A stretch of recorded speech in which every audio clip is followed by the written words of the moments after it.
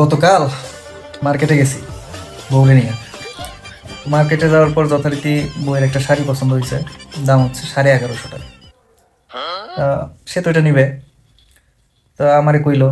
আমি বললাম যে টাকা পয়সার যে অবস্থা, তো হেরে কইলাম যে আজকে না থাক, অন্যদিন, বা চলো আজকে বাসায় যাই। তার একটু মন খারাপ হইলো, যাই হোক।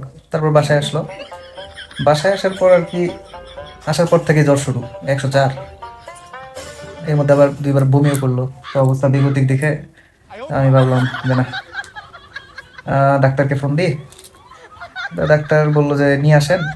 তো নিয়ে গেলাম ডাক্তারের চেম্বারে। ডাক্তার পরীক্ষা টরীক্ষা করে 1850 টাকা ওষুধ লিখে দিল।